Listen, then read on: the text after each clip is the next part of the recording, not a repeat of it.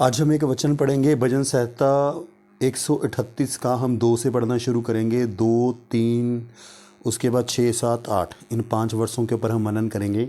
यहाँ पे लिखा है, मैं तेरे पवित्र मंदिर की ओर दंडवत करूँगा और तेरी करुणा और सच्चाई के कारण तेरे नाम का धन्यवाद करूँगा। यहाँ पे दाऊद परमेश्वर को क्या बोल रहा है कि मैं क्या करूँगा, तेरे नाम का धन्यवाद करूँगा, तुझे धन्यवाद दूंगा। क्यों? क्योंकि एक तेरी करुणा है और दूसरा सच्चाई के कारण। देखो, हमारा परमेश्वर सच्चा है, वो सत्य है।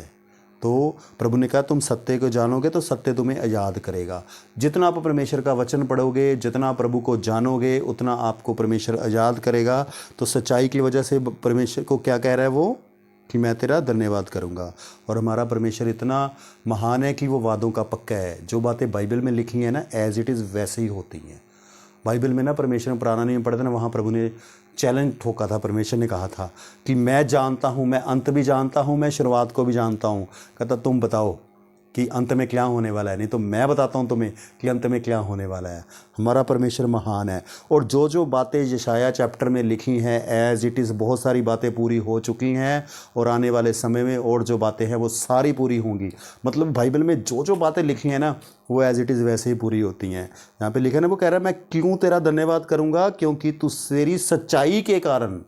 तो हमें परमेश्वर को धन्यवाद देना चाहिए। उसके बाद लिखा है, क्योंकि तूने अपने वचन को अपने बड़े नाम से अधिक महत्व दिया है। हमारा परमेश्वर इतना महान है, वो अपने वचन को महत्व देता है जी।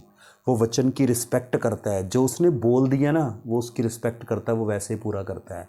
जब प्रभु यीशु मसीह धरती पे आए ना, तो वो बोल के गए कि यदि तुम मुझसे मेरे नाम से कुछ मांगोगे, मैं उसे पूरा करूंगा, ताकि पुत्र के द्वारा पिता को महिमा मिले।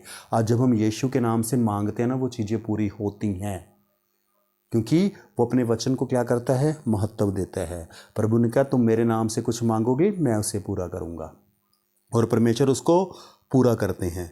उसके बाद लिखा है, जिस दिन मैंने पुकारा उसी दिन तूने मेरी सुन ली और मुझे में बल देकर हियाए बंधाया। दाऊद परमेश्वर को बोल रहा है कि जब मैं पुकारता हूं तो उसी दिन मेरी सुन लेता है। क्या आपके साथ ऐसा हुआ है कि आपने परमेश्वर को पुकारा और परमेश्वर ने उसी दिन सुन ली? अगर नहीं हो रहा है तो इसका मतलब हमें परमेश्वर के साथ और रिश्ता गहरा करने की ज़रूरत है। अब रिश्ता गहरा कैसे होगा? जब हम उसके साथ संगति करेंगे। देखो, किसी के साथ हमारा रिश्ता कैसे मजबूत होता है? जब हम उसके साथ बैठते हैं, बातचीत करते हैं, तभी धीरे धीरे धीरे धीरे हमारी दोस्ती मजबूत होती जाती है, रिश्ता मजबूत होता जाता है। सेम ऐसी परमेश्वर के साथ है।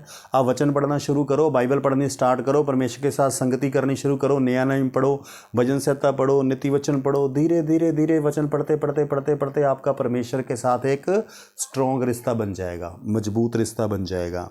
तो फिर आप भी ये लाइन बोल सकते हो, जिस दिन मैंने पुकारा उसी दिन तूने मेरी सुन ली। उसके बाद 6 नंबर पढ़ेंगे हम। यद्यपि यहोवा महान है तो भी वह नम्र मनुष्य की ओर दृष्टि करता है। यहाँ पे दाऊद बोल रहा है कि परमेश्वर महान है, वो दृष्टि किसकी ओर करता है? नम्र मनुष्य की ओर। अब आपने खुद को चेक करना है कि आपके अंदर नम्रता है या नहीं है, या आपको गुस्सा ही बहुत आता है, या लड़ाई झगड़ा बहुत करते हो। अगर गुस्सा आता है, लड़ाई झगड़ा आता है, तो परमेश्वर से मदद मांगो कि प्रभु मेरी मदद कर, ये चीज़ें मेरे जीवन से निकल जाएं। या आप दोष लगाने में लगे हुए, आजकल ना बहुत सारे लोगों ने ये काम पकड़ के रखा है, दोष लगाने वाला। हर बंदे के ऊपर दोष लगाओ, इसके ऊपर, उसके ऊपर, इसके ऊपर, सबके ऊपर बस दोष, यही काम करते रहो। एक के ऊपर दोष, दूसरे को, तीसरे को, चौथे को, फिर घूमते रहो, बस दोष ही लगाते रहो। देखो, अगर हमारे अंदर ये दोष लगाने वाली, न्याय करने वाली आत्मा है ना, तो प्रभु से मदद मांगनी है। प्रभु यीशु मेरी मदद करो, मेरे अंदर से ये न्याय करने वाली आत्मा से छुटकारा दो, मैं लोगों का न्याय ना करूं, मैं अपनी ओर ध्यान दूं। अपनी ओर हमें ध्यान देना है और नम्र बनना है, ताकि जब हम नम्र बनेंगे तो बाइबल क्या कह रही है, परमेश्वर क्या करता है, उनकी ओर दृष्टि करता है। परंतु अहंकारी को दूर ही से पहचानता है।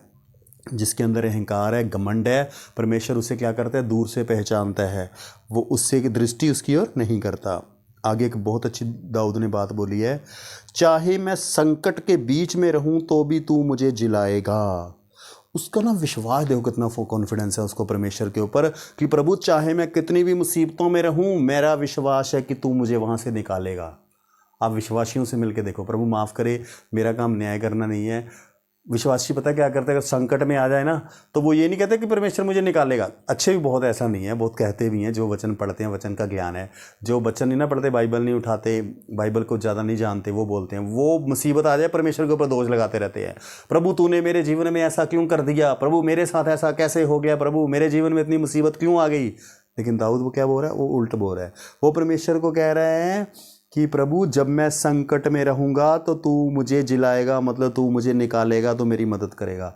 हमें भी अपनी सोच दाऊद जैसी बनानी है, हमें परमेश्वर के ऊपर विश्वास रखना है। हमें भी ये बोलना चाहिए कि प्रभु अगर हमारे जीवन में मुसीबत आएगी तो आप हमें निकालेंगे, तू मेरे क्रोधित शत्रुओं के विरुद्ध हाथ बढ़ाएगा और अपने दाहिने हाथ से मेरा उद्धार करेगा।